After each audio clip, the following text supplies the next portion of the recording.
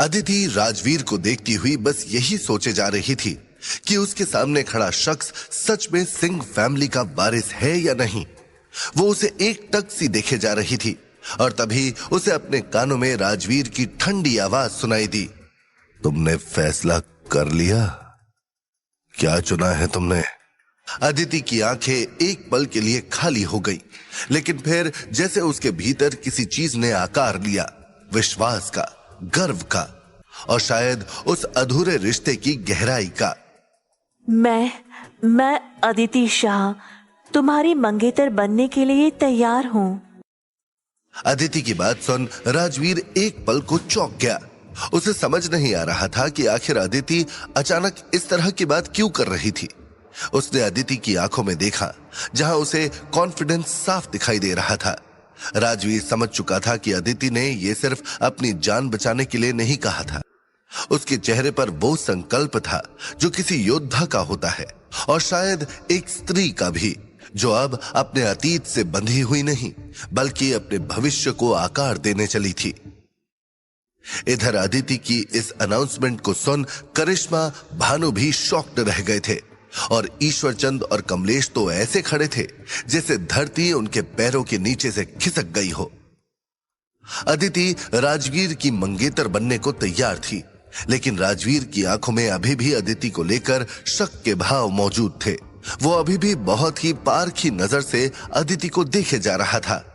तुमने कहा तुम मेरी मंगेतर बन जाओगी, पर मुझे ये दिखावे नहीं चाहिए। मैं सिर्फ एक चीज मांगता हूं, वफादारी बिना चाल के। अदिति ने हल्के से सिर हिलाया और धीरे से आगे आने लगी। मैं तुमको लेकर पूरी तरह से वफादार रहूंगी राजवीर। अब मैं तुम्हें कोई धोखा नहीं दूंगी। मैं तुमसे। राजवीर का भरोसा जीतने के लिए अदिति राजवीर से वादा करने को भी तैयार थी, लेकिन वो राजवीर से वादा कर पाती उससे पहले ही अचानक राजवीर के शरीर में बिजली सी हरकत हुई। राजवीर ने एकदम तूफान की स्पीड से अपने हाथों की उंगलियां पंजे की तरह मोड़ी और एक ही झटके में अदिति के पेट पर वार कर दिया। ऐसा वार जो शरीर नहीं, आत्मा तक को झंझोड़ दे। राजवीर के इस वार से अदिति पीछे जा गिरी थी। हालांकि उसे ज्यादा चोट नहीं आई थी, लेकिन उसे अपने पेट पर बहुत तेज दर्द का एहसास हो रहा था। दरअसल राजवीर ने अदिति के एलेक्सिर फील्ड यानी उसकी आंतरिक ऊर्जा केंद्र पर चोट पहुंचाई थी। ये वो जगह थी जहां से इंटरनल एनर्जी को कंट्रोल किया जा सकता है। राजवीर के इस वार से अदिति का भाई कमलेश और ईश्वरचंद दोनों बुरी तरह से चौंक गए। नहीं, ये तुमने क्या किया? तुमने अदिति को बर्बाद कर दिया। हमारे पूरे खानदान की उम्मीद को मिटा दिया। मैंने उसे बर्बाद नहीं किया, मैंने उसे आजाद किया। अब उसके पास दो नहीं, एक ही रास्ता है, सिंह परिवार की निष्ठा। मंगेतर बनने की झूठी बातें, झूठी चालें अब कोई मायने नहीं रखती। अब सब कुछ वैसा ही होगा जैसा मैं चाहूंगा। राजवीर की मंगेतर बनने की झूठी बातों को सुन अदिति की आंखों में आंसू की कुछ बूंदें छलक आई, लेकिन उसने फिर तुरंत ही उन आंसुओं को पोंछ लिया और अपनी पूरी ताकत लगाती हुई वो अपने हाथों का सहारा लेकर उठने की कोशिश करने लगी। उसका शरीर कपकपा रहा था, उसकी सांसें तेज थी, उसकी आंखों में हल्की सी नमी भी थी और दुख भी, लेकिन अदिति की आंखों में हार के भाव नहीं थे। मैंने छल नहीं किया था, मेरी नियत सच्ची थी। तुम्हें मेरी इंटरनल एनर्जी के सेंटर को तबाह नहीं करना चाहिए था। अदिति की बात सुन राजवीर मुस्कुराते हुए हल्के से एक कदम पीछे हो गया। उसकी मुस्कान में एक अजीब सी शरारत थी। तुम तो अभी मेरी मंगेतर तक बनने को रेडी थी अदिति। क्या मैं अपनी मंगेतर से उसकी इंटरनल एनर्जी भी नहीं छीन सकता? अदिति कुछ नहीं बोली, लेकिन राजवीर अदिति की चुप्पी में मौजूद नाराजगी को साफ महसूस कर सकता था। वो मुस्कुराते हुए हौले से अदिति के नजदीक आ गया। वैसे अदिति, घबराओ मत, तुम्हारा एलेक्सर फील्ड या आंतरिक इंटरनल सेंटर अभी भी वैसा ही है। मैंने बस उसे थोड़ी देर के लिए लॉक कर दिया है। तुमने 5 एब्सोल्यूट सील का नाम सुना है? तुमने 5 एब्सोल्यूट सील यूज किया मुझ पर? राजवीर की इस बात पर अदिति एकदम चौंकती हुई राजवीर को देखने लगी। अदिति के चेहरे का रंग उड़ गया। दरअसल वो जानती थी कि 5 एब्सोल्यूट सील कोई मामूली तकनीक नहीं थी। ये एक प्राचीन मार्शल आर्ट था जिसे सिर्फ उच्च कोटि के मास्टर्स ही जानते थे। इस तकनीक से शरीर के 5 महत्वपूर्ण बिंदु बंद कर दिए जाते थे, जिससे कोई भी इंटरनल एनर्जी को कंट्रोल नहीं कर सकता था। अदिति ने सुना था कि सिर्फ सुप्रीम फैमिलीज के चुनिंदा वॉरियर्स ही इसे सीख सकते थे, और इस आदमी ने उसी को उसके ऊपर आजमाया था। वो अभी भी आंखें फाड़े हुए राजवीर को देखे जा रही थी। तभी राजवीर ने मुस्कुराते हुए उसके सवालों का जवाब दिया। हाँ अदिति, कुछ समय के लिए तुम एक आम योद्धा बन गई हो।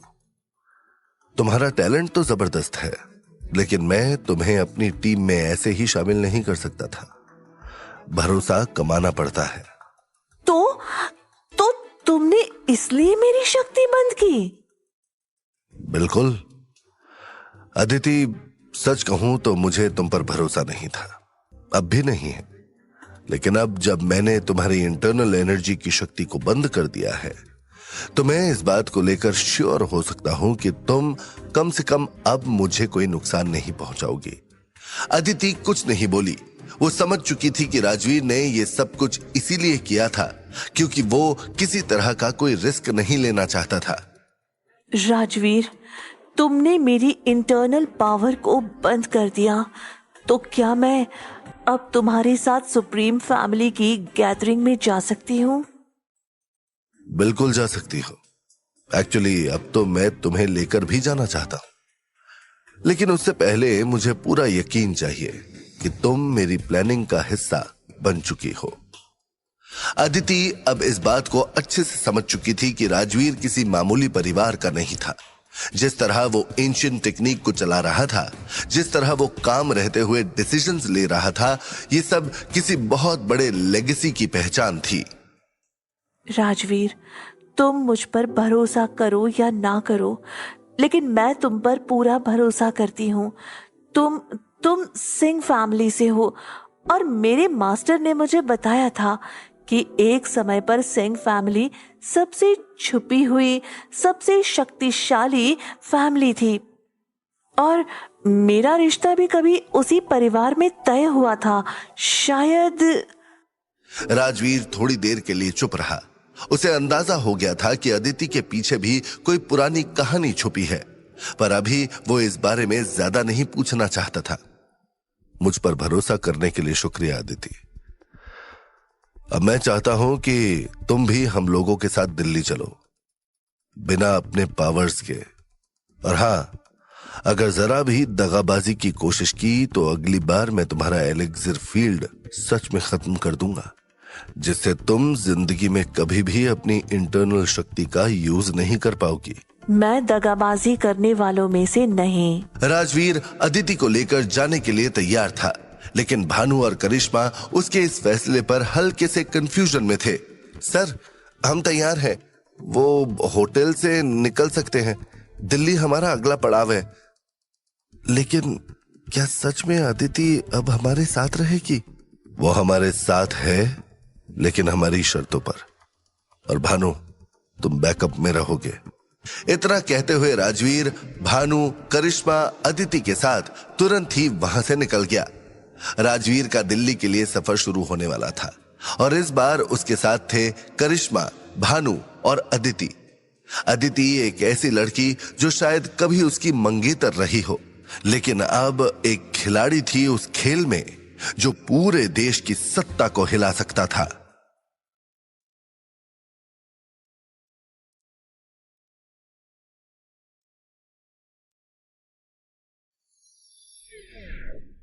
दिल्ली के ऊपरी इलाकों में सुबह का सूरज अपनी पहली किरणें फैला रहा था।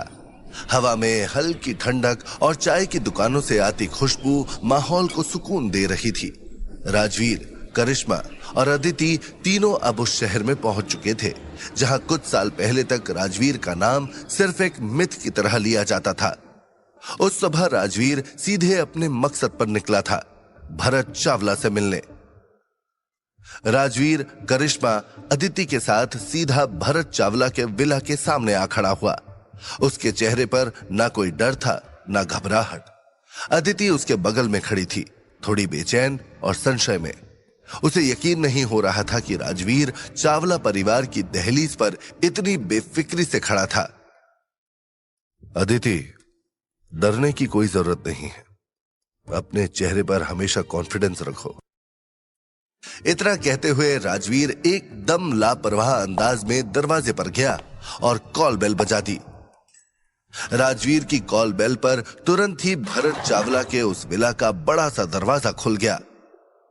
दरवाजा खोलने वाला विला का बूढ़ा बटलर संतोष था और जब उसने अपने सामने खड़े राजवीर को देखा तब उसके चेहरे पर थोड़े हैरानी के भाव आ गए।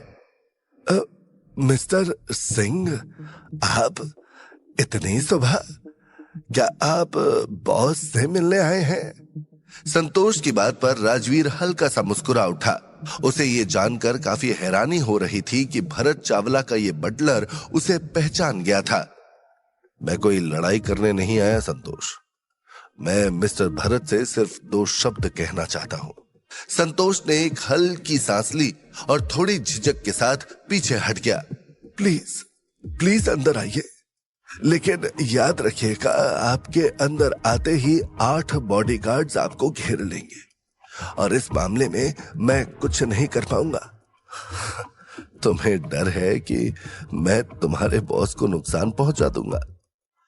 वैसे चाहो तो अपने बॉस से ही पूछ लेना। अगर मैं चाहता तो मैं बिना किसी रोक के अंदर जा सकता था। संतोष ने कुछ नहीं कहा। वो जानता था कि ये बात सच है। उसने बस सिर झुका दिया और अंदर आने का इशारा कर दिया। संतोष के इशारे पर राजवीर, करिश्मा और अदिति तुरंत ही अंदर चले आए और जब वे तीनों हॉल पहुंचे तब उन तीनों ने देखा कि भरत चावला अपनी पुरानी शैली में एक गहरे लकड़ी के कुर्सी पर हाथ में चाय का प्याला लिए हुए बैठे थे और उनके सामने शतरंज की बिसात बिछी हुई थी। भरत चावला के सामने एक यंग मैन बैठा था और उसकी बॉडी लैंग्वेज से यह साफ लग रहा था कि वो यंग मैन भी जरूर किसी न किसी सुप्रीम फैमिली से बिलोंग करता है। राजवीर उन दोनों को गौर से देखते हुए चला जा रहा था और तभी राजवीर को भरत की आवाज सुनाई दी। राजवीर सिंह, तुम आ ही गए। आप जानते थे मैं आऊंगा। जब कोई आदमी खुद को मिटा देने निकले और फिर एक दिन वापस अपनी जमीन पर लौटे तो समझो उसकी आंखों में या तो आग होती है या सच्चाई। तुम में दोनों है। आओ आओ बैठो। अदिति अब तक भरत को देख रही थी।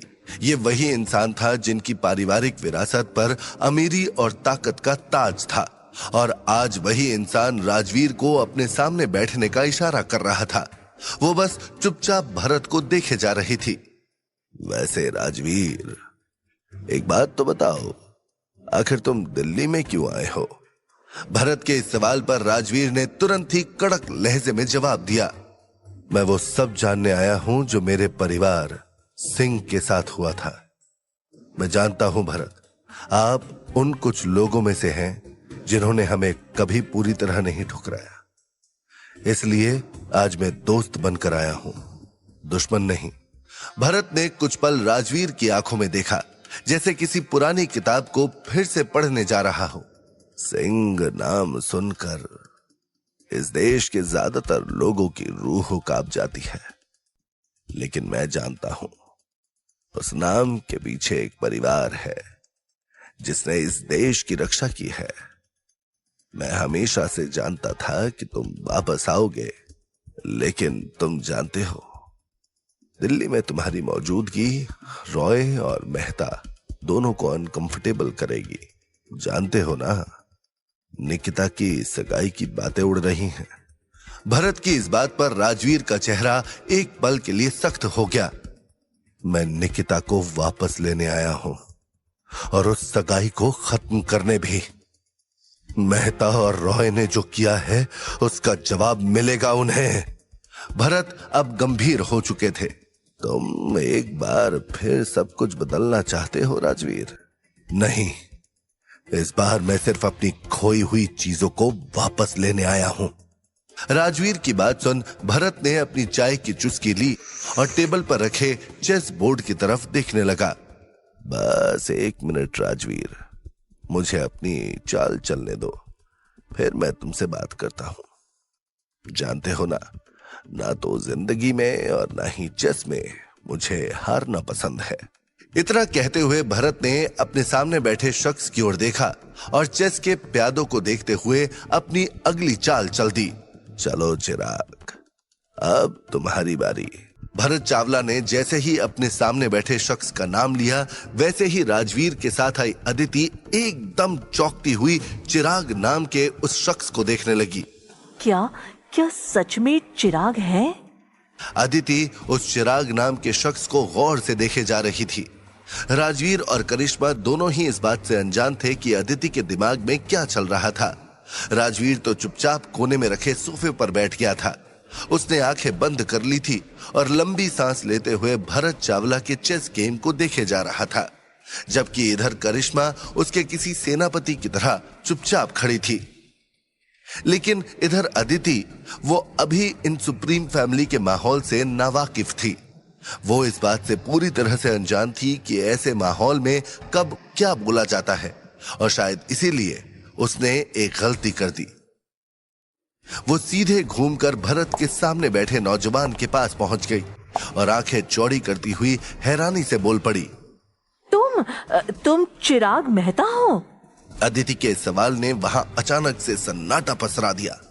इधर अदिति के इस सवाल के बाद भी चिराग ने उसकी तरफ देखा तक नहीं। उसकी नजर अब भी बिसात पर टिकी थी, लेकिन उसके शब्दों में एक ठंडापन था। तुम चाहे जो भी हो और जो भी कहना चाहती हो, जरा इंतजार करो। पहले मैं और मिस्टर चावला ये गेम खत्म कर ले, फिर तुमसे बात करूंगा। और हाँ, मिस्टर चावला से पहले माफी मांगो और फिर यहां से बाहर चली जाओ। अदिति एक पल को सन्न रह गई। ये राजवीर नहीं था, ये कोई और था, और उसी जैसा दृढ़ और अडिग। और ये जगह चावला हाउस, यहां बड़ों का अपमान करना आत्मघात जैसा था। अदिति तुरंत ही राजवीर की तरफ देखने लगी, लेकिन दूर सोफे पर बैठे राजवीर ने कोई रिएक्ट नहीं किया। ऐसा लग रहा था जैसे अदिति की बात ने उसे जड़ कर दिया हो।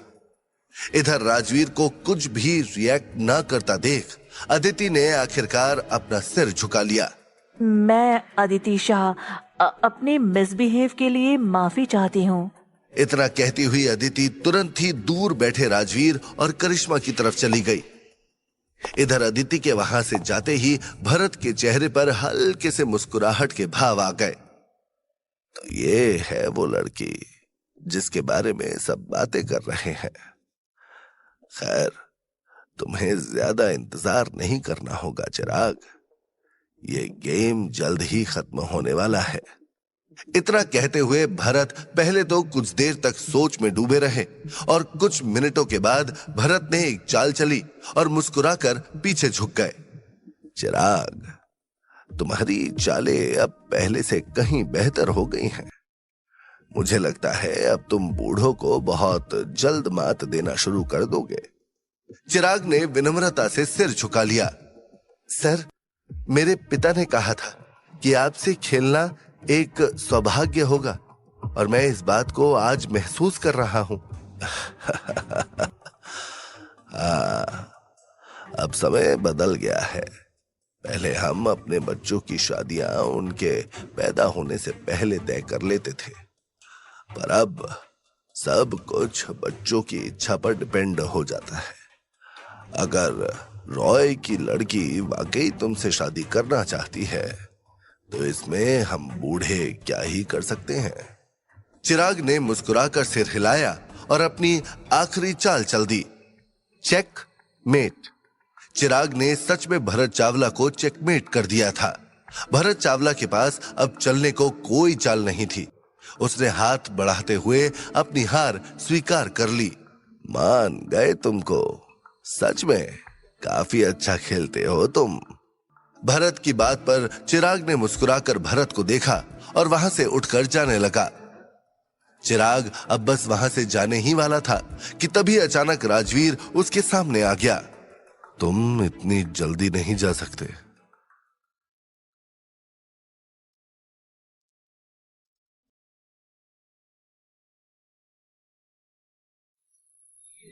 चिराग ने पहली बार राजवीर की ओर देखा। उसकी आंखों में न हैरानी थी न डर, सिर्फ एक अजीब सा ठंडापन था। और तुम हो कौन जो मुझे रोकने की बात कर रहा है? मैं एक पुराना कर्ज चुकाने आया हूं, भरत से नहीं बल्कि दिल्ली की हर उस ताकत से जिसने सिंह फैमिली को मिटाने की कोशिश की थी। सिंह फैमिली का जिक्र सुन चिराग एक पल को ठहरा। उसने राजवीर के चेहरे की ओर गौर से देखा और फिर अचानक अपने चेहरे पर अनजाने से भाव ले आया। लुक मिस्टर, तुम जो कोई भी हो, मुझे तुम्हारी फालतू की पहेलियों को बुझाने में कोई दिलचस्पी नहीं है और ना ही टाइम। लेट मी गो। मुझे अपनी होने वाली पत्नी निकिता के साथ डेट पर जाना है। इतना कहते हुए चिराग राजवीर को इग्नोर करते हुए वहां से बस जाने वाला था, लेकिन तभी राजवीर ने उसका हाथ पकड़ लिया। क्या कहा तुमने? निकिता के साथ डेट? इतना कहते ही राजवीर के चेहरे पर एकदम किसी कातिल की तरह भाव आ गए। इधर राजवीर के चेहरे पर मौजूद भावों को देख करिश्मा की पीठ तन गई। अदिति ने पहली बार राजवीर के चेहरे को इतना सख्त देखा था। राजवीर के चेहरे से नरमी गायब हो चुकी थी और अब उसका चेहरा एकदम स्टील जैसा एकदम सख्त हो गया था। इधर राजवीर और चिराग को एक दूसरे के सामने देख भरत हल्का सा मुस्कुरा उठा, लेकिन वो मुस्कान वैसी नहीं थी जैसे पहले थी। अब भरत के मुस्कान में हल्की सी सिहरन थी। लगता है अब ये शतरंज असली मैदान पर खेली जाएगी। राजवीर और चिराग के आमने सामने आने की वजह से चावला विला के बड़े हॉल में अचानक वक्त जैसे थम सा गया था। सबकी नजरें राजवीर पर थी, जिसने बिना किसी हिचकिचाहट के चिराग के हाथ को पकड़ लिया था। इधर चिराग अब तक बिल्कुल शांत था। उसकी आंखों में एक पल के लिए हैरानी छलकी, लेकिन फिर उसने राजवीर के बजाय भरत की ओर देखना शुरू कर दिया था। इधर भरत ने जब चिराग को अपनी ओर देखते हुए पाया, तब वो अनमने मन से राजवीर के पास आ गया। बेटा, ये मेरा घर है। यहां किसी मेहमान को रोकना थोड़ा असभ्य नहीं है क्या? अगर ये कोई और होता तो मैं कुछ नहीं कहता, लेकिन चिराग के लिए नहीं। और तब तो बिल्कुल भी नहीं जब मेरे सामने ये बोले कि ये निकिता के साथ डेट पर जा रहा है। राजवीर की बात सुन भरत मुस्कुराया, लेकिन उस मुस्कान में अब हल्का व्यंग था। उसे निकिता और राजवीर की पुरानी कहानी याद थी। शायद वही वजह थी कि अब वो जानबूझकर राजवीर को परखना चाहता था। तो तुम्हारे लिए निकिता के नाम के अलावा कुछ नहीं चलता है ना? पर अर्पिता भी तो। भरत चावला अपनी पोती अर्पिता चावला और राजवीर के बीच हुई घटनाओं के बारे में बात करने वाले थे, लेकिन उससे पहले ही राजवीर ने उनकी बात काट दी। सर, आपने खुद ही अभी कहा था जो होना है वो होकर रहेगा, तो फिर मिस चावला का जिक्र क्यों? मुझे जो कहना था कह दिया, और वैसे भी अर्पिता को मुझ पर भरोसा है। इतना कहकर राजवीर बिना किसी और रिएक्शन का इंतजार किए वापस चिराग की ओर मुड़ गया और खा जाने वाली नजरों से उसकी आंखों में देखने लगा। इधर चिराग अब भी शांत था, लेकिन उसके मन में हलचल थी। उसे समझ नहीं आ रहा था, यह आदमी भरत के घर में भरत की बात काट रहा है और अब उसे खा जाने वाली नजरों से घूरे जा रहा है। उसे समझ नहीं आ रहा था कि वो क्या करे, और तभी उसे राजवीर की कड़क आवाज सुनाई दी। मुझे तुम्हें थप्पड़ मारने का बहुत मन कर रहा है। राजवीर की बात सुन चिराग एकदम से शॉक्ड रह गया। वहां मौजूद बटलर के चेहरे पर भी पसीना छलकने लगा था। और सिर्फ इतना ही नहीं, बल्कि वहां मौजूद 8 बॉडीगार्ड्स के हाथ हिलने लगे थे। इधर भरत की भौहें ऊपर उठ गई थी और उसकी दाढ़ी भी हल्के से कांपने लगी थी। ये लड़का मेरी इज्जत को भी ताक पे रख रहा है, लेकिन चलो देखते हैं क्या होता है। इतना सोचते ही भरत कुछ कहने ही वाले थे, लेकिन उससे पहले ही राजवीर ने अपना हाथ उठा लिया। राजवीर का जोरदार थप्पड़ सीधे भरत के चेहरे पर लगने वाला था, लेकिन उससे पहले ही चिराग ने उनका हाथ थाम लिया। मुझे समझ नहीं आ रहा कि आखिर तुम मुझ पर हाथ क्यों उठा रहे हो, लेकिन मिस्टर भरत के घर में हाथ उठाना तुम्हारे लिए भारी पड़ सकता है। चिराग, ये घर तुम्हारा या मेरा है, मुद्दा नहीं है। ये निकिता का मामला है और बस इतने के लिए मैं तुम पर हाथ उठा सकता हूं। चलो अब जवाब दो उस प्रपोजल के बारे में जो मेहता फैमिली ने रॉय फैमिली को भेजा है। चिराग को अब धीरे धीरे सब कुछ समझ में आ रहा था। अच्छा, तो अब समझा। तुम मुझ पर इसलिए गुस्सा हो रहे हो क्योंकि मैं निकिता के साथ डेट पर जा रहा हूं। सुनो मिस्टर, मैं अभी भी वही बात दोहराऊंगा। ना तो मुझे इस बात में दिलचस्पी है कि तुम कौन हो, और ना ही मेरे पास इतना टाइम है कि तुमसे बात कर सकूं। और रही बात निकिता के साथ डेट पर जाने की, तो वो मैं जा रहा हूं। तुम चाहो तो निकिता को रोक सकते हो, लेकिन मैं नहीं रुकने वाला। इतना कहते हुए चिराग ने राजवीर से अपना हाथ छुड़ाया और तेज कदमों से वहां से जाने लगा। चिराग राजवीर के सामने से जा रहा था और तभी अचानक राजवीर के शरीर में बिजली सी हलचल हुई और फुर्ती से राजवीर एकदम से चिराग के सामने चला गया और किसी के कुछ समझने से पहले ही उसने चिराग के चेहरे पर एक जोर का चांटा दे मारा। राजवीर के चांटा मारने के उस पल को सभी लोग बस देखते ही रह गए। वहीं राजवीर का यह चांटा इतना ज्यादा झन्नाटेदार था कि चिराग एक झटके में ही धड़ाम से जमीन पर गिर पड़ा। उसके मुंह के किनारे से खून भी बहने लगा था और उसकी आंखों में मौत का डर भी साफ छलकने लगा था। चिराग करहा ही रहा था कि तभी राजवीर फिर से अचानक उसके पास आया और उसको खड़ा करते हुए इस बार राजवीर ने उसके सीने के बीच में एक खास तरह का वार कर दिया। राजवीर का ये वार इतना जोरदार नहीं था, लेकिन ये वार पिछले वार से कहीं ज्यादा असरदार था।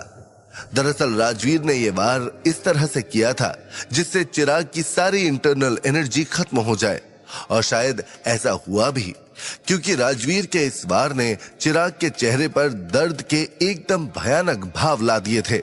वो दर्द से बुरी तरह से करहा रहा था। अरे बाप रे, आखिर ये आदमी है कौन? चिराग दर्द से तड़पते हुए राजवीर को देख रहा था। तभी राजवीर ने आगे बढ़कर उसके कॉलर को पकड़ लिया। अगली बार जब मुंह से बकवास निकले ना, तो ऐसी जगह बोलना जहां कोई सुन ना ले। अब दफा हो जाओ यहां से, वरना अगर मेरा मूड और ज्यादा खराब हुआ तो तुम्हें पंचिंग बैग बनाने में मैं देर नहीं करूंगा। चिराग के दिल में गुस्सा था, लेकिन शरीर अब भी कांप रहा था। उसे समझ ही नहीं आ रहा था कि यह ह्यूमिलिएशन था या चेतावनी। ये क्या, भरत भी कुछ नहीं कह रहे? क्या वो वाकई इस आदमी का पक्ष ले रहे हैं? चिराग भरत की ओर देख रहा था। वहीं दूसरी तरफ भरत ने अब भी कोई दखल नहीं दिया। वो अब बस राजवीर को एक अलग नजर से देख रहा था, जैसे किसी पुराने योद्धा ने किसी जवान बाघ का जन्म होते देखा हो। ये लड़का, इसने तो चिराग को एक ही मुक्के में गिरा दिया, लेकिन ये सच में 3rd लेवल इंटरनल एनर्जी तक पहुंच गया है।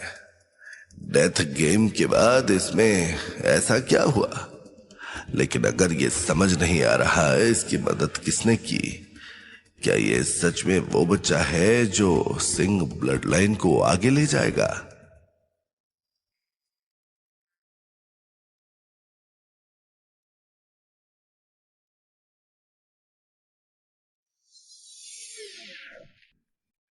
चिराग मदद के लिए भरत की ओर देख रहा था, लेकिन भरत मदद के बजाय बिल्कुल चुप थे, जबकि इधर राजवीर की नजरों में गुस्सा अभी तक शांत नहीं हुआ था। तुम्हें देखकर उबकाई आती है मिस्टर चिराग। मेहता फैमिली का नाम सुनना भी मुझे बर्दाश्त नहीं।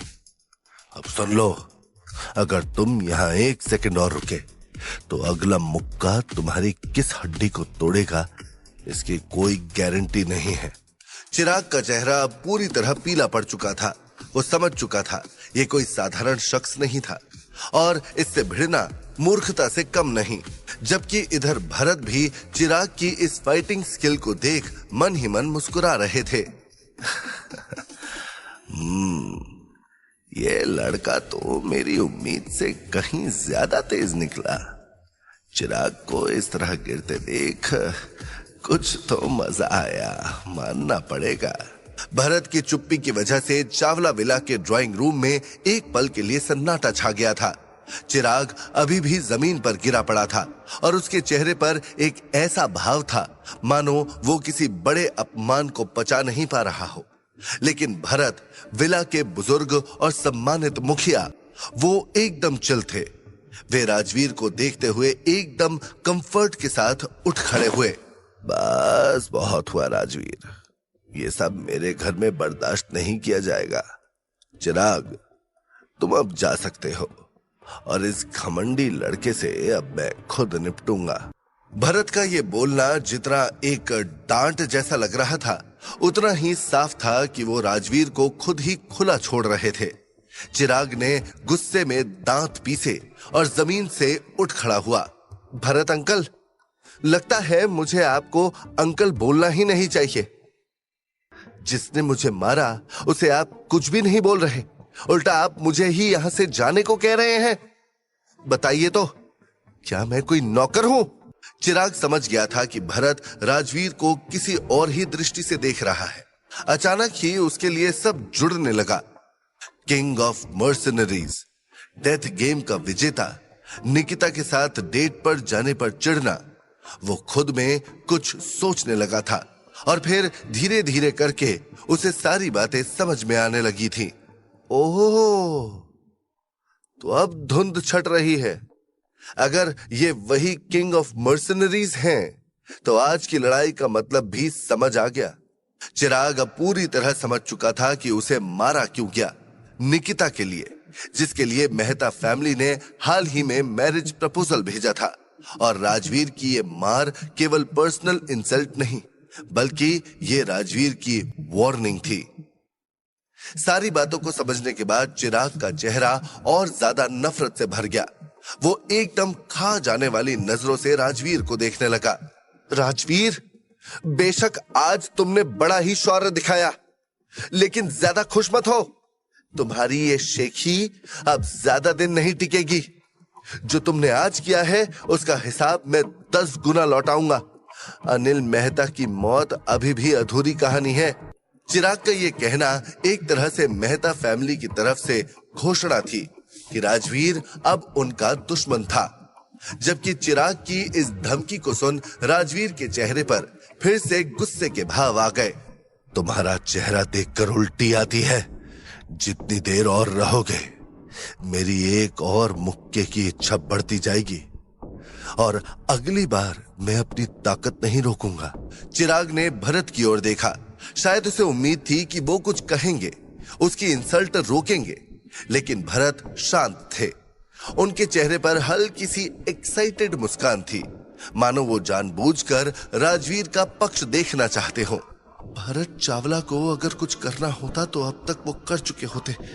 यहां रहना ही बेकार है। खुद में इतना कहते हुए चिराग वहां से जाने लगा। पर चिराग के वहां से जाने से पहले राजवीर और एक बार फिर उसके सामने आ गया। मिस्टर चिराग मेहता, तुम यहां से 2 पैरों पर जा रहे हो, पर याद रखना, अगर इन्हीं 2 पैरों से तुम निकिता के साथ डेट पर गए तो फिर जिंदगी में कभी तुम 2 पैरों पर चलने के लायक नहीं रहोगे। राजवीर के धमकियों को सुन चिराग अब तक इतना तो समझ गया था कि राजवीर और निकिता का कोई तो संबंध है, लेकिन चिराग अब तक ये नहीं समझ पाया था कि निकिता रॉय राजवीर की पत्नी है। मैं किसी के साथ डेट पर जाऊं या ना जाऊं, आखिर इससे तुम्हारा क्या लेना देना है? चिराग की इस बात पर राजवीर एकदम घूर कर उसकी आंखों में देखने लगा। मिस्टर चिराग मेहता, अगर दोबारा अपनी जुबान से मेरी बीवी निकिता का नाम लिया ना, तो अगला पंच सीधा दिल पर पड़ेगा। तुम निकिता के पति हो? अब जाकर दिमाग की बत्ती जली। और हाँ, निकिता मेरी पत्नी है और मेहता फैमिली की कोई औकात नहीं कि उस पर दावा ठोके। और क्योंकि तुमने फिर से निकिता का नाम लिया, तो अब तुम्हें फिर से मुक्का खाना होगा, समझे? इतना कहते हुए राजवीर ने फिर से चिराग के सीने पर एक हल्का सा मुक्का दे मारा और चिराग वहीं पर धड़ाम से जमीन पर गिर पड़ा। चिराग के जमीन पर गिरते ही अदिति भी राजवीर के पास आ गई और राजवीर को एक ऐसी बात बताई जिसे सुन राजवीर भी एक पल को चौंक गया। राजवीर, वो चिराग था? ये वही चिराग मेहता है जो मुझे शादी का प्रपोजल भेज चुका था। और इसके भाई के बारे में सुना है ना, वो अब तीसरे लेवल की इंटरनल एनर्जी पर पहुंचने वाला है। अच्छा, तो तुम मुझे जेलस करवाना चाहती हो या फिर बचपन की सगाई याद दिलाना चाहती हो? मैं तुम्हारे लिए लॉयल हूँ राजवीर, इसलिए तुम्हें बता रही हूँ कि चिराग डेंजरस है और उससे दुश्मनी तुम्हें भारी पड़ सकती है। अदिति राजवीर को अपनी बातें बता ही रही थी कि तभी भरत भी राजवीर के बगल में आकर खड़े हो गए। सन, तुमने जो किया उससे मेहता फैमिली तिलमिला उठेगी, लेकिन अब जब तुम चिराग को पकड़ ही चुके हो तो एक काम करो। जी कहिए सर। चिराग को ट्रिप्लेक्स एक्वा फॉर्मेशंस में डाल दो। इस बहाने मेहता फैमिली कुछ महीनों तक अपनी जगह से हिल भी नहीं पाएंगी और मैं भी चैन से रह पाऊंगा। सर, आपको तो अब भी मेरी चाल समझ में आती है। चिराग को मारने से बेहतर है उसे जिंदा छोड़कर मेंटली टॉर्चर देना। मेहता फैमिली को जवाब ऐसे ही दिए जाते हैं। तेरा दिमाग तेज है लड़के, तू निकिता के लायक है, लेकिन अफसोस अर्पिता का दिल अब भी तुझ पर है। सर, अर्पिता समझदार है, मैं निकिता के सिवा किसी और के बारे में सोच भी नहीं सकता और इस फैसले में कोई पॉलिटिक्स नहीं, सिर्फ दिल है। पर सर, ये सब बात छोड़िए, फिलहाल मुझको इस चिराग का इलाज करने दीजिए। इतना कहते हुए राजवीर ने पहले तो चिराग के 5 एब्सोल्यूट सील को इनएक्टिव कर दिया। राजवीर ने ऐसा इसलिए किया क्योंकि इससे अब चिराग फ्यूचर में कभी भी अपनी इंटरनल एनर्जी को एक्टिवेट नहीं कर पाएगा। ये काम तो हो गया, लेकिन अभी इसका इंतजाम करना होगा। खुद में इतना सोचते हुए राजवीर तुरंत ही वहां मौजूद अदिति और करिश्मा को देखने लगा। अदिति, करिश्मा, इस नालायक को दूसरे कमरे में ले जाओ। राजवीर के ऑर्डर पर करिश्मा और अदिति तुरंत ही चिराग को घसीटते हुए वहां से ले गए। करिश्मा और अदिति के वहां से जाने के बाद पूरे कमरे में अब बस 2 ही लोग बचे थे, राजवीर और भरत। और अब वो बात होनी थी जो भरत कभी सोच भी नहीं सकता था। सर, अब मुझे आपसे कुछ जरूरी बात करनी है, मुझे आपकी मदद चाहिए। राजवीर से मदद शब्द सुनते ही भरत एकदम तिरछी निगाहों से राजवीर को देखने लगे। बदमाश लड़के, अपनी खुद की मचाई गड़बड़ी में मुझे मत घसीटो। ये घर चावला फैमिली का है और तुमने यहाँ एक मेहता पर हमला कर दिया और अब मुझसे उम्मीद कर रहे हो कि मैं तुम्हारी मदद करूं। सुनो, ऐसा कुछ भी नहीं होने वाला।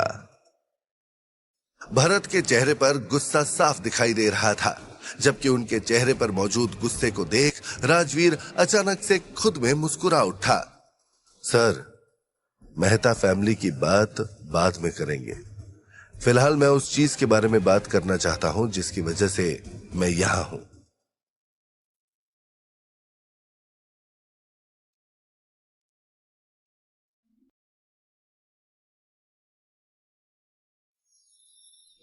कह रहा था कि आखिर राजवीर किस वजह के बारे में बात कर रहा है। वो सवालिया नजरों से राजवीर को देखने लगा।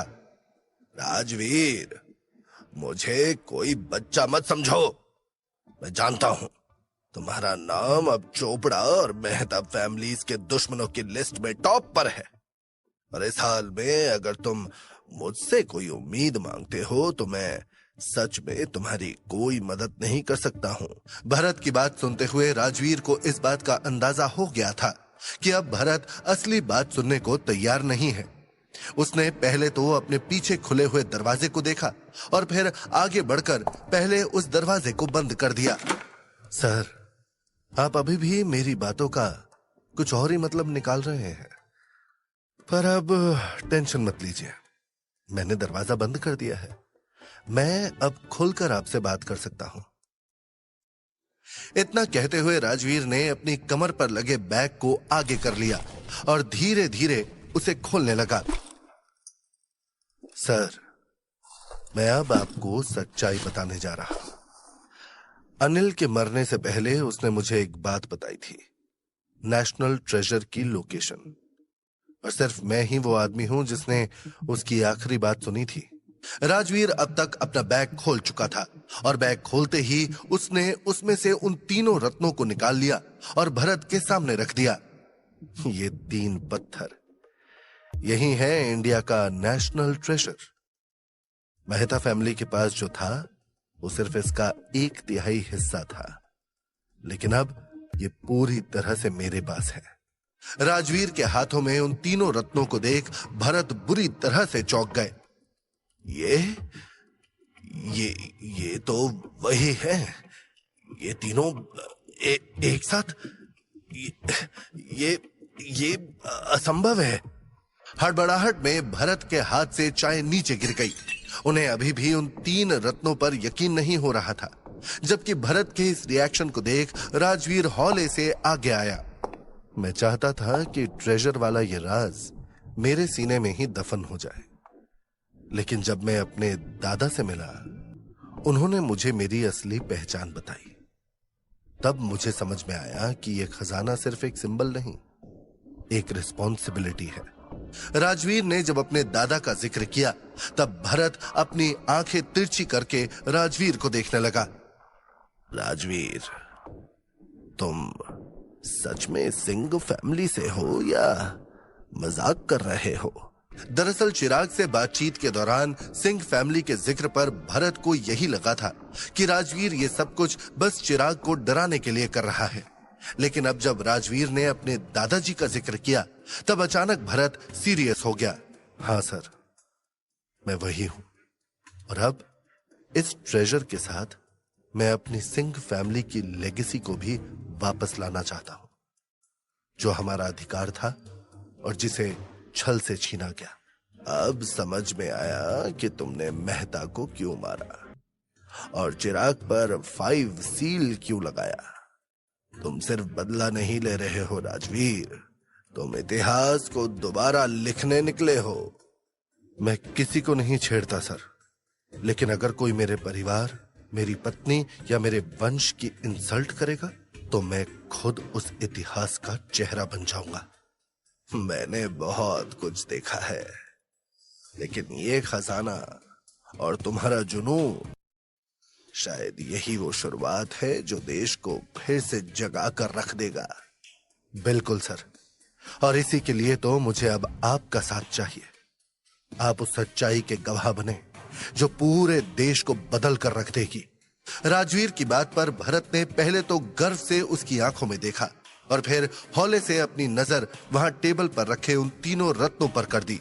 वैसे राजवीर, अब एक बात तो बताओ, आखिर तुमने इन तीनों रत्नों का इंतजाम कहां से किया? बहुत लंबी कहानी है सर, पर आप वो सब छोड़िए और इन रत्नों को एक साथ रखकर देखिए, क्योंकि तीनों रत्नों को एक साथ रखने पर ही इन तीनों में छिपा हुआ राज दिखाई देता है। राजवीर की बात सुन भरत ने धीरे धीरे उसकी ओर देखा, फिर रत्नों की तरफ। वो 60 साल का बूढ़ा आदमी अब किसी छात्र की तरह डरा हुआ सा लग रहा था। वैसे राजवीर, क्या तुमने उस रहस्य को जान लिया? हाँ, मैं जानता हूं और आपसे वादा करता हूं कि आपको भी उन राज के बारे में बताऊंगा, लेकिन उससे पहले आप मुझे मेरे सवालों के जवाब दीजिए। भरत की आंखें थोड़ी और गहरी हो गई और वो गौर से राजवीर को देखने लगा। राजवीर, जो बोलो, लेकिन तुम बात घुमाने में एकदम माहिर हो। मैं यहां तुमसे इन 3 रत्नों के रहस्य के बारे में पूछ रहा था और तुमने बात ही टाल दी। चलो कोई बात नहीं, पूछो, क्या पूछना चाहते हो? राजवीर ने पहले तो मुस्कुराकर भरत की ओर देखा और धीरे से अपना सवाल पूछ दिया। सर, मैं सिर्फ ये जानना चाहता हूं कि सिंह फैमिली के साथ आखिर हुआ क्या था। भरत के माथे की शिकन गहराने लगी। शायद ये वही सवाल था जो वो सालों से अपने आप से भी नहीं पूछ पाया था। उसने अपने सामने रखे उन तीनों रत्नों को देखा और फिर खुद में कुछ सोचने लगा। मुझे पता है तुम क्या चाहते हो, लेकिन तुम्हारे सवालों का जवाब देना कोई आसान काम नहीं है राजवीर। तुम्हें भले अर्पिता प्यार करती हो, लेकिन फिर भी तुम जो पूछ रहे हो उसका जवाब मैं इस तरह से नहीं दे सकता। भरत की हिचकिचाहट भरी बात पर राजवीर ने पहले तो उनकी आंखों में देखा और फिर अपने बैग से एक जेड टोकन निकालकर भरत के सामने रख दिया। सर, मैं जानता हूं आप किसी पर इतनी जल्दी यकीन नहीं करते, लेकिन ये देखिए सर, ये इस बात का सबूत है कि मैं सिंह फैमिली का वारिस हूं। भरत ने उस टोकन को ध्यान से देखा और तभी अचानक वो बुरी तरह से चौंक गया।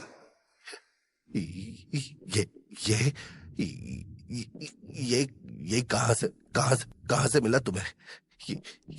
ये तो ये सिंह फैमिली का है सर, और मैं ही हूं सिंह फैमिली का वारिस।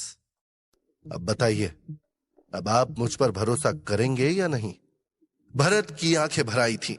वो समझ चुके थे कि सालों पुरानी विरासत जिसे दुनिया ने मिटा दिया था अब लौट चुकी है, और वो लड़का जिसे वो कभी एक पागल साहसी समझता था अब उसके सामने इतिहास की सबसे पुरानी नस्ल का उत्तराधिकारी बनकर खड़ा था।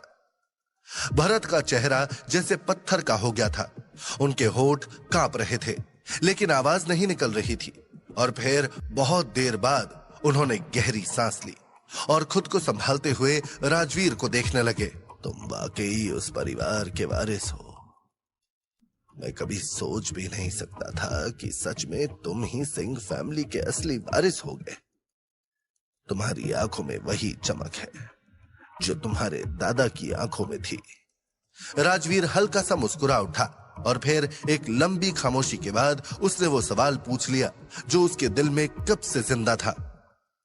सर, अब आप प्लीज मुझे बताइए, क्या सिंघानिया और रॉय ने मिलकर सिंह परिवार को खत्म किया था? इस सवाल से भरत कांप उठे।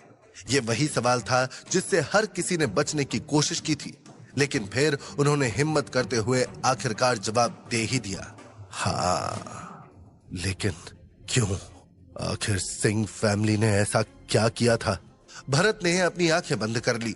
उनका चेहरा झुक गया, जैसे कोई पुराना जख्म फिर से खुल गया हो। क्योंकि दुनिया में सच्चाई और ताकत साथ नहीं चलती बेटे। सिंह परिवार बहुत आगे निकल गया था, बहुत तेज। राजवीर सांस रोककर सुन रहा था, जबकि इधर भरत भी अब पीछे नहीं हट रहे थे।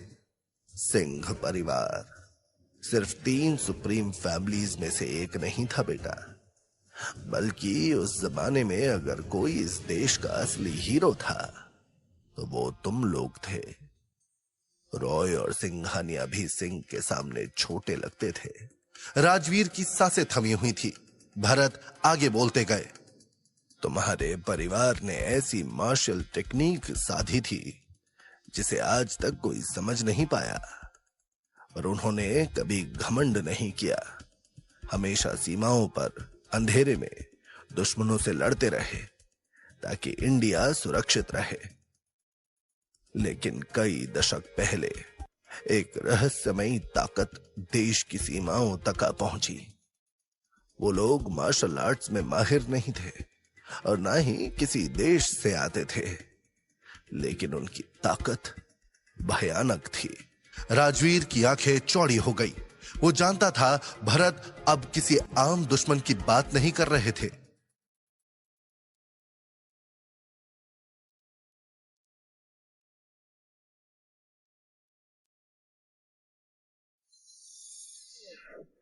राजवीर की आंखें चौड़ी हो गई। वो जानता था भरत अब किसी आम दुश्मन की बात नहीं कर रहे थे। वो सवालिया नजरों से भरत की ओर देखने लगा था, जबकि इधर भरत ने इतिहास की इस पुरानी बात को याद करते हुए अपनी बात आगे जारी रखी।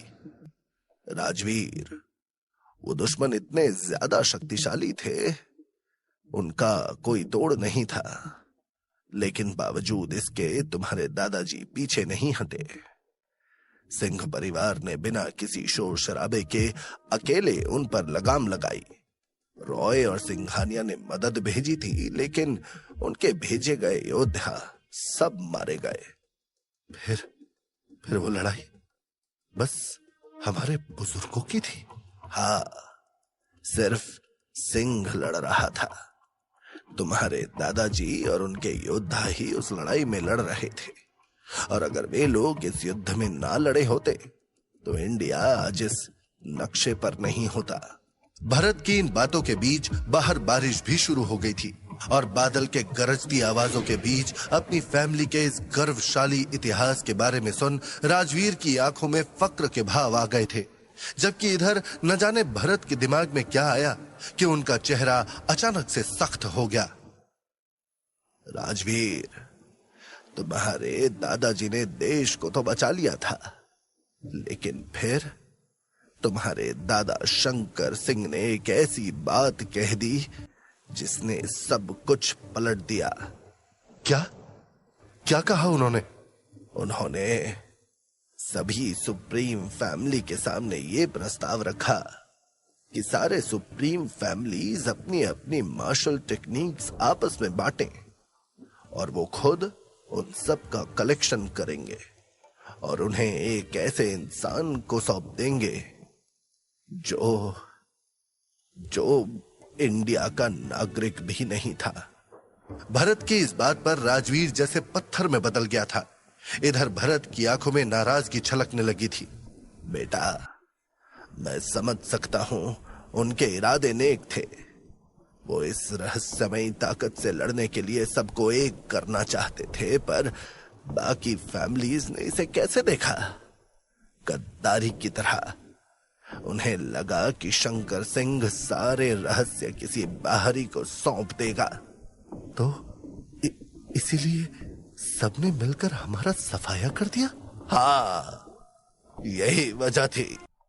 सिंघानिया, रॉय और बाकी सब ने एक झूठ फैलाया कि सिंह परिवार अपने फायदे के लिए देश से गद्दारी कर रहा है। शंकर को गद्दार घोषित कर दिया गया और फिर एक एक करके सबको मिटा दिया गया। राजवीर की आंखें अब भीगी हुई थी, लेकिन चेहरा शांत था। वो काफी देर तक खुद में कुछ सोचता रहा और फिर वो भरत की आंखों में देखने लगा। थैंक यू सर, अब मैं जानता हूं कि मुझे क्या करना है। राजवीर, अगर शंकर का प्रपोजल एक्सेप्ट किया जाता तो आज सिंह का नाम मिटता नहीं। उस वक्त मैं भी डर गया था राजवीर। मैं उनका दोस्त था, लेकिन फिर भी कुछ नहीं कर सका। राजवीर ने कुछ नहीं कहा। उसने आगे की ओर बढ़ते हुए भरत के हाथ पर हाथ रखा और फिर तीनों रत्न उनके सामने रख दिए। अब ये रत्न आपके हवाले हैं, लेकिन याद रखिएगा, ये सिर्फ पत्थर नहीं है, ये सबूत हैं उस परिवार के जो सच्चे मायनों में नेशन फर्स्ट पर जिया और नेशन फर्स्ट पर ही मिट गया। भरत ने वो तीनों रत्न अपने हाथ में ले लिए और राजवीर की तरफ देखने लगे। इधर भरत को तीनों रत्न सौंपने के बाद राजवीर कुर्सी से उठ खड़ा हुआ और खिड़की के पास आकर बाहर बारिश देखने लगा। बारिश को देखते हुए राजवीर धीरे धीरे अपनी चेयर के हत्थे पर झुकाया था। जो कुछ भरत ने उसे बताया वो उसके दिमाग को उलझा रहा था। भरत का हर शब्द, हर वाक्य उसके दिमाग में गूंजते जा रहे थे। वो जानता था कि उसके दादाजी के समय में सुप्रीम फैमिलीज के पास जो सीक्रेट मार्शल आर्ट्स होते थे, वही उनका अस्तित्व, उनकी पहचान और उनके सम्मान का आधार थे। बिना उन कलाओं के कोई भी परिवार सुप्रीम नहीं रह सकता था। वो बस एक आम खानदान बनकर रह जाता। तो दादाजी शंकर सिंह, उन्होंने वाकई सभी फैमिली से उनके मार्शल आर्ट्स मांगे थे और उन्हें किसी विदेशी को सौंपने की प्लानिंग की थी। राजवीर अपने दिमाग के घोड़े दौड़ाए जा रहा था और तभी उसे अपने दादाजी के उस लेटर के बारे में याद आ गया जो उसके दादा शंकर ने आखिरी समय में लिखा था। राजवीर को याद था दादाजी के उस लेटर में न लालच था न चालाकी, बल्कि उस लेटर में सिर्फ पछतावा और दर्द था। राजवीर की आंखों में बेचैनी आ गई थी कि क्या सच में उसके दादा एक गद्दार थे या एक सच्चे सुधारक। वो खुद में सोचे जा रहा था और तभी भरत ने पीछे से आकर उसके कंधे पर हाथ रख दिया। राजवीर बेटा, मुझे पता है तू क्या सोच रहा है, लेकिन ठहर जा बेटा और मुझे पूरी बात कह लेने दे। राजवीर तुरंत ही भरत की तरफ मुड़ा और चुपचाप सिर हिला दिया। भरत ने गहरी सांस ली और बोलना शुरू किया। दरअसल शंकर ने उस वक्त सभी सुप्रीम फैमिली से यूं ही मार्शल आर्ट्स की कलाओं को नहीं मांगा था। उसका कहना था कि अब विज्ञान इतना आगे निकल चुका है और वो रहस्यमयी ताकतें इतनी विकसित हो चुकी हैं कि सिर्फ मार्शल आर्ट से उन्हें रोका नहीं जा सकता। तो दादाजी का मानना था कि हमें बदलना होगा। बिल्कुल। उन्होंने कहा कि हमारे पास जो मार्शल आर्ट्स हैं उनमें बहुत कमियां हैं और अगर हम सभी फैमिलीज अपनी अपनी तकनीकें साझा करें तो एक एडवांस्ड सुपर एआई के जरिए उन सभी को मिलाकर एक परफेक्ट मार्शल सिस्टम तैयार किया जा सकता है। राजवीर को अपनी धड़कनें बढ़ती हुई महसूस हो रही थी। शंकर चाहते थे कि सभी सुप्रीम फैमिलीज के मार्शल आर्ट्स कलाओं को एक विदेशी वैज्ञानिक को सौंपी जाए जो उस एआई को ऑपरेट कर रहा था। भरत ने जैसे ही एक विदेशी वैज्ञानिक का जिक्र किया वैसे ही राजवीर की आंखें फटी की फटी रह गई। एक विदेशी वैज्ञानिक को? क्या वो इतना भरोसेमंद था? ये वही सवाल था जो हम सभी ने शंकर से पूछा था। सिंघानिया और रॉय दोनों फैमिलीज तो एकदम से भड़क उठी थी। सबका यही मानना था कि अगर हमने अपनी मार्शल लेगेसी किसी आउटसाइडर को दे दी तो हमारी शान, हमारी परंपरा सब खत्म हो जाएगी। भरत का चेहरा गंभीर हो चुका था। उनके लफ्ज अब पहले से ज्यादा सख्त होने लगे थे। राजवीर,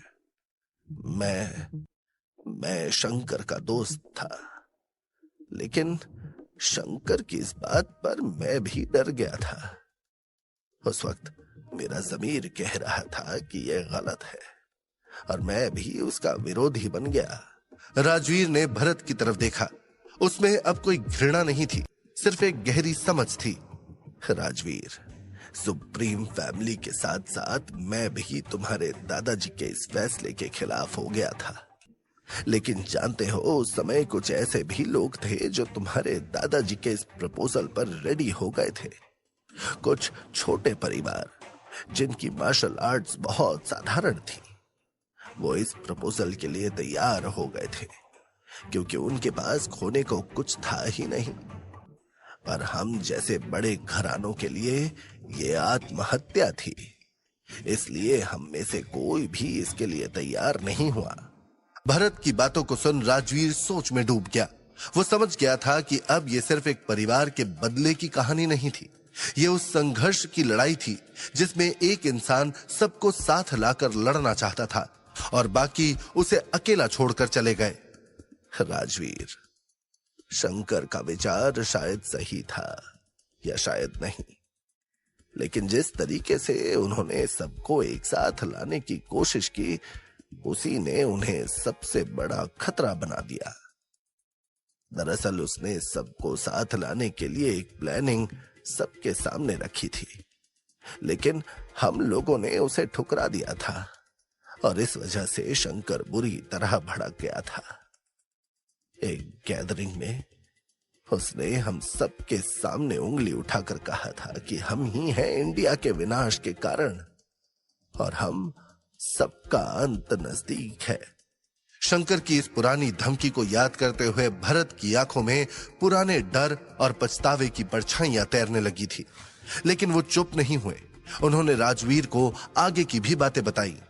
राजवीर, शंकर के उस धमकी पर पहले मैंने सोचा कि उसने बस गुस्से में ये कह दिया होगा, लेकिन उसके बाद जो हुआ उसने मेरे जैसे जिद्दी इंसान की भी सोच हिला दी। उस रात एक छठे लेवल का परिवार पूरी तरह खत्म हो गया। सैकड़ों लोग एक ही रात में गायब। ना चीख, ना शोर, ना कोई सबूत। राजवीर की सांस गहरी हो गई, उसका सीना भारी हो रहा था। वो आगे की बात सुनने से पहले भरत को ऐसे देखने लगा था जैसे भरत कोई भूतिया बात बता रहे हो। और कुछ ही दिनों में एक 5वें लेवल का परिवार भी ऐसे ही साफ कर दिया गया, बिल्कुल वैसी ही तबाही जैसे पहले की गई थी, और इसमें भी कोई नहीं बचा। इतने कहने के बाद भरत एक पल को राजवीर को देखने लगे थे। तभी राजवीर ने भी धीरे से एक सवाल किया, और इसमें सिंह का नाम आया है ना?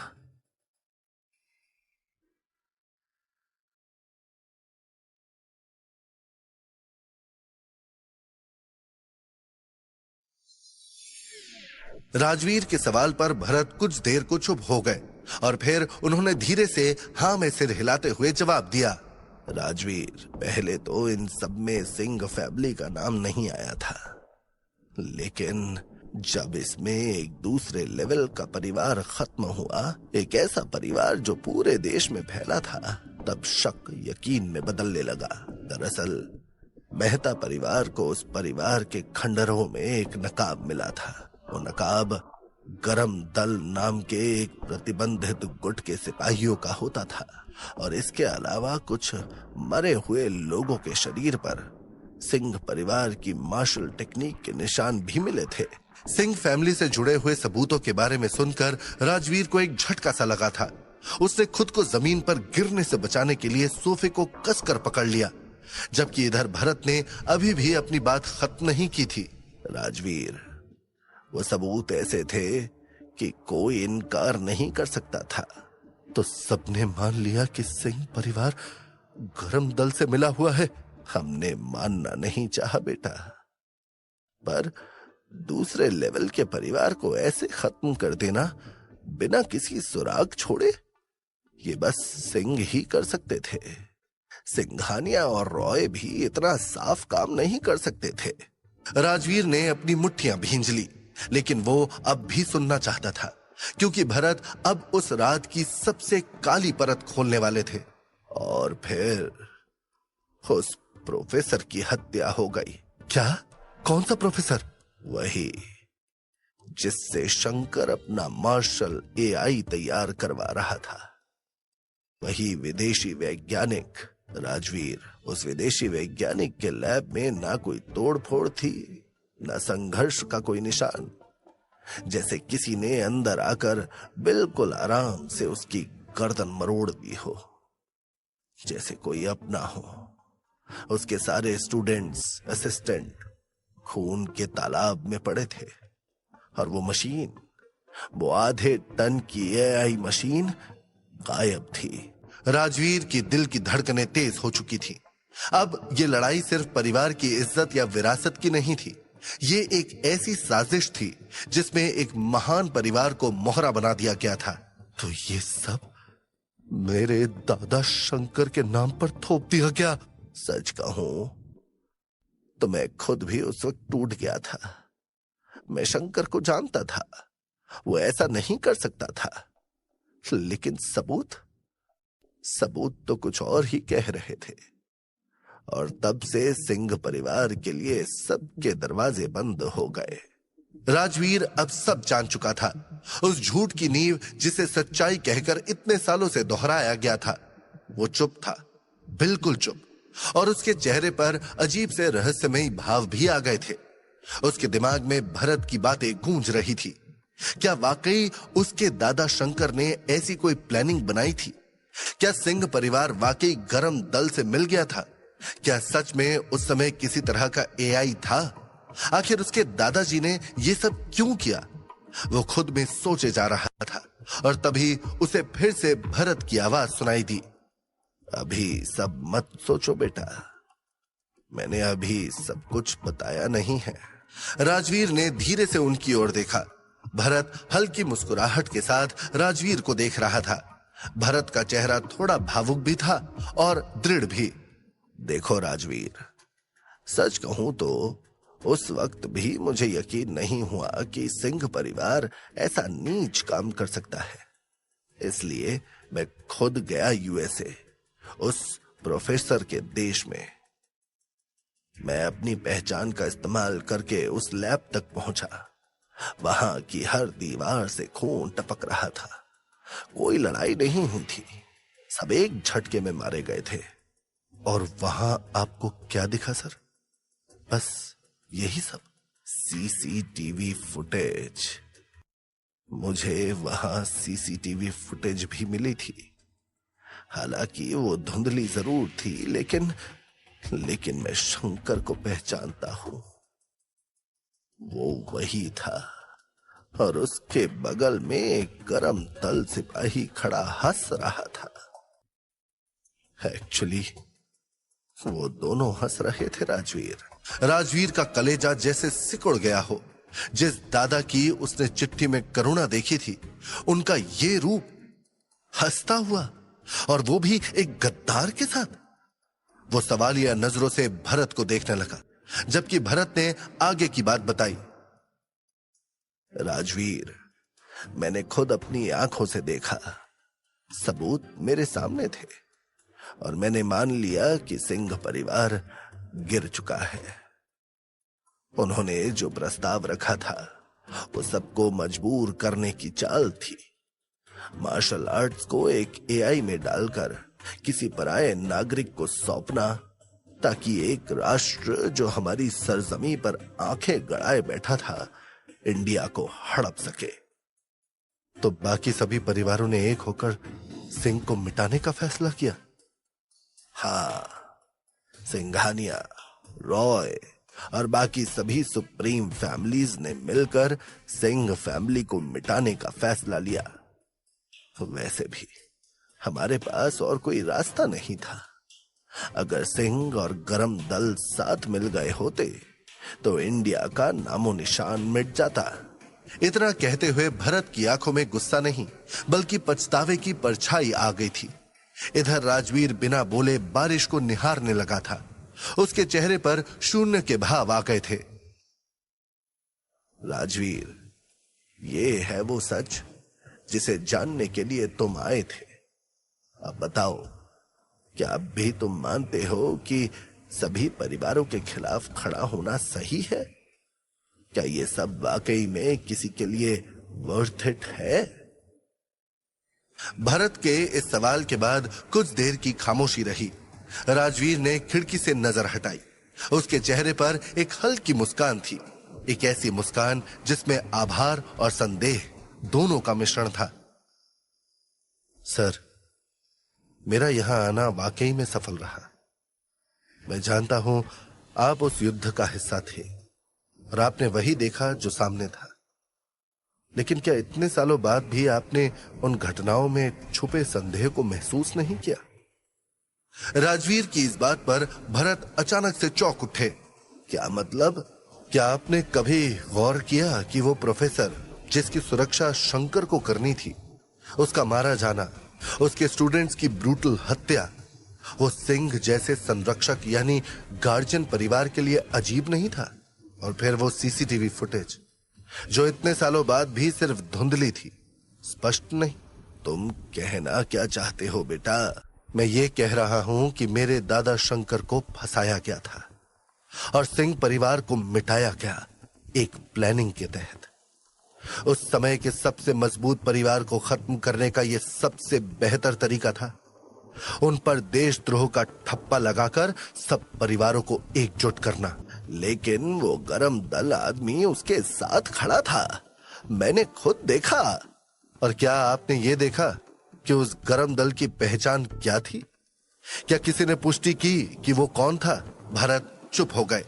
राजवीर ने अपनी बात खत्म नहीं की थी। सर, मेरे दादा शंकर सिंह सिर्फ एक योद्धा नहीं थे, वो एक दूर तक देखने वाले आदमी थे। उन्होंने देखा था कि अगर हर परिवार अपनी कला अपने तक रखेगा तो हम कभी भी उस अंधेरे बल का मुकाबला नहीं कर सकेंगे। उन्होंने जो किया वो खुद के लिए नहीं, देश के लिए था। और जो कुछ हुआ वो उन्हें गद्दार दिखाने की साजिश थी। राजवीर की बातों का कोई तोड़ नहीं था। भरत ने खुद में सोचते हुए अपनी नजरें नीची कर ली। अगर ये सच है तो हमने जिन नायकों को मारा वो दरअसल रक्षक थे, और हम ही बन गए असली दोषी। राजवीर ने भरत की ओर देखा। उसकी आंखों में कोई गुस्सा नहीं था, सिर्फ एक उम्मीद थी कि कोई तो सच देखेगा।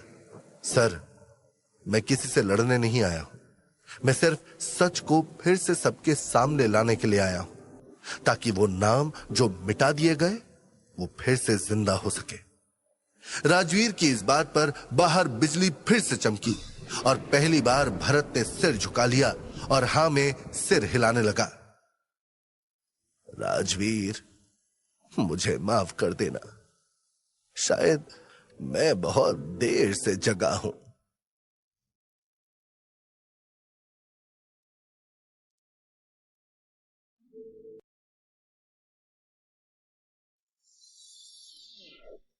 बरसात की उस रात जब हवाओं की आवाजें पहाड़ों से टकराकर लौट रही थी और बिजलियां गगन को चीर रही थी, उस सन्नाटे से भरे हॉल में भरत को अब अपनी गलती का एहसास हो रहा था। उनके पास राजवीर की बातों का कोई जवाब नहीं था। उन्होंने अपनी नजरें नीची कर ली और उनकी आंखों में पछतावे के भी भाव आ गए थे। सर, इसमें माफी मांगने वाली कोई बात नहीं है।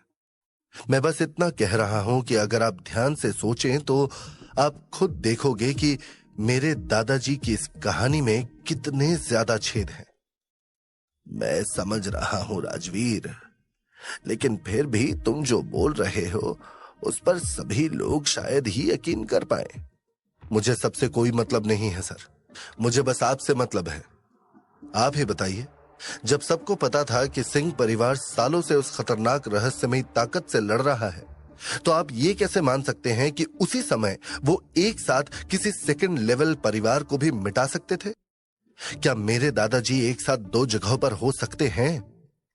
और दूसरी बात, आपने खुद कहा था कि गरम दल बहुत ताकतवर थे और सिंह अकेले उनसे जूझ रहे थे। ऐसे में वो दूसरों के खिलाफ कैसे कोई प्लान बना सकते थे? और ये गरम दल लोग, वो भी तो विदेशी थे, बाहर से आए हुए। क्या आप सच में सोचते हैं कि वो 100-200 लोग आकर 10,000 लोगों का परिवार साफ कर सकते हैं और किसी को भनक तक ना लगे? मैंने कभी इस नजर से देखा ही नहीं था। आपने नहीं देखा क्योंकि आपको देखने ही नहीं दिया क्या? सर, दूसरी बात, उस युद्ध से किसी को फायदा नहीं हुआ, सिर्फ एक को हुआ, उस रहस्यमयी ताकत को। आपने अपने ही राष्ट्र के रक्षकों को मिटा दिया और उन्हीं को रास्ता दिया जो इस देश को अंदर से खोखला करना चाहते थे। राजवीर की इस बात पर भरत अचानक से कांप गए। वो हड़बड़ाते हुए कुर्सी से उठने की कोशिश कर रहे थे और इसी बीच वो जमीन पे गिरते गिरते भी बचे।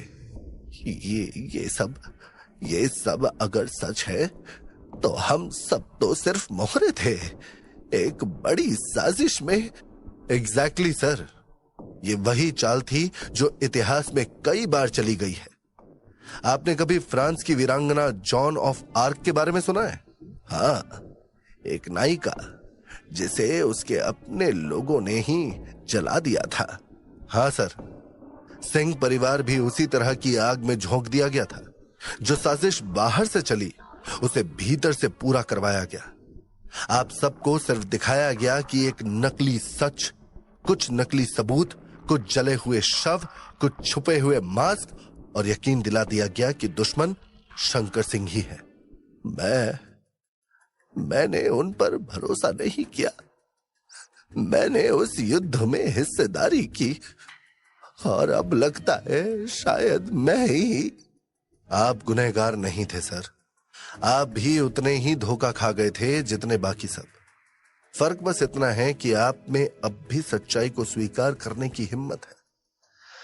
बाकी तो आज भी झूठ को ढाल बनाकर चल रहे हैं, लेकिन एक दिन आएगा जब बाकी सभी भी इस सच्चाई को एक्सेप्ट करेंगे और सिंह फैमिली की लेगेसी वापस आएगी। इतना कहते हुए राजवीर के चेहरे पर एक इरादा दिखने लगा था, एक इरादा अपने सिंह फैमिली की लेगेसी वापस लाने का। तो अब तुम क्या करने जा रहे हो राजवीर?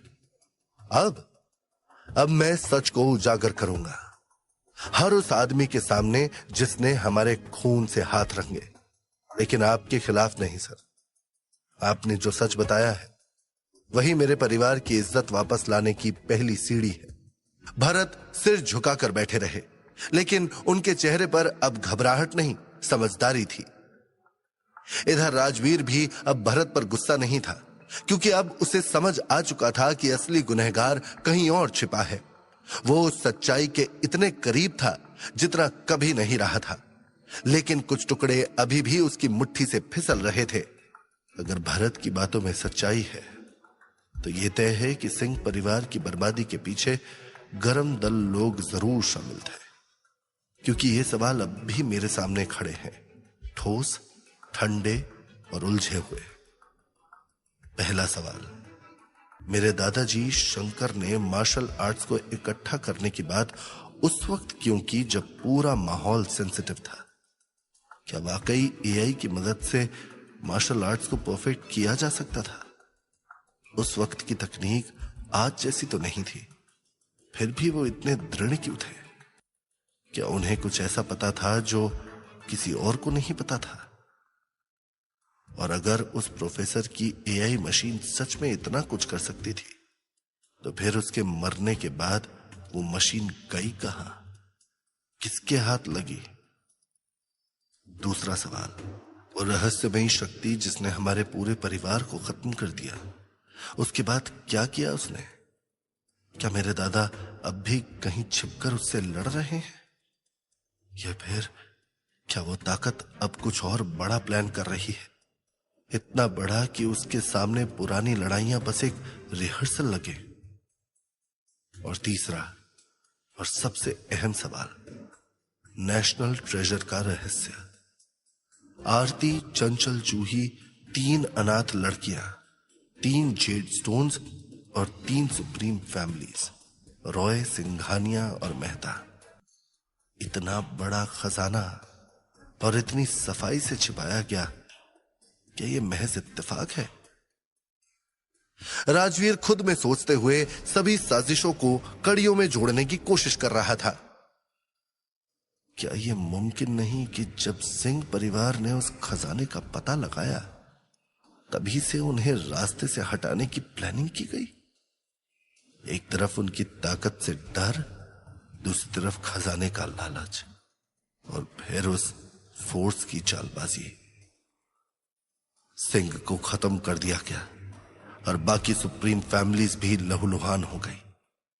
उसके बाद किसी एक गद्दार ने तीनों जेड पत्थरों को छिपाया ताकि ट्रेजर सिर्फ उसी के हाथ लगे, लेकिन दूसरे परिवारों को शक हुआ और वो बच्चियां ऑर्फनेज भेज दी गई ताकि ट्रेजर कहीं सुरक्षित रहे और गद्दारी का राज छिपा रहे। राजवीर अपने दिमाग के घोड़े दौड़ाए जा रहा था और अब उसके दिमाग में एक ही सवाल था कि आखिर वो गद्दार कौन था? रॉय, सिंघानिया या मेहता फैमिली? चिराग, निकिता की सगाई की चाल और अनिल मेहता का लालच, ये सब एक ही साजिश का हिस्सा थे। और फिर वो आदमी, वो काला आदमी जो पटना यूनिवर्सिटी में मिला था, वो भी इस साजिश का हिस्सा है। वो काला आदमी वो इंडियन मार्शल आर्ट्स नहीं जानता था, इलेक्ट्रो था। उसकी ताकत किसी आम ह्यूमन से कहीं ज्यादा थी। पर यह समझ नहीं आ रहा कि आखिर वो पटना सिटी यूनिवर्सिटी में क्यों था। क्या वो भी नेशनल ट्रेजर की तलाश में था? अगर हां, तो फिर ये सिर्फ मार्शल आर्ट्स या पॉलिटिक्स की कहानी नहीं है। इसमें कुछ और है, कुछ ऐसा जो मैं तब तक नहीं समझ सकता जब तक मंदार हिल नहीं जाता। राजवीर सभी कड़ियों को जोड़ने की कोशिश में था। वो हर चीज के बारे में एकदम सीरियस होकर सोच रहा था, जबकि इधर भरत, जो अब तक अपनी कुर्सी पर झुके बैठे थे, उनके चेहरे पर पछतावे की लकीरें मौजूद थीं और वो धीरे से अपनी कुर्सी से उठ खड़े हुए। राजवीर, मैं हमेशा यही सोचता रहा कि मैंने सही किया, मगर आज तुम्हारी बातें सुनकर मैं सोच रहा हूं, क्या वो सब कुछ सच में सही था? सर, मैं जानता हूं कि आप कुछ बदल नहीं सकते। जो हो चुका है वो हो चुका है, पर अभी भी वक्त है कुछ नया करने का। राजवीर, मेरे पास एक तरीका है, शायद उससे हम असली मास्टरमाइंड तक पहुंच सके। भरत की इस बात पर राजवीर एकदम उत्साह से उसकी आंखों में देखने लगा। तरीका? कैसा तरीका?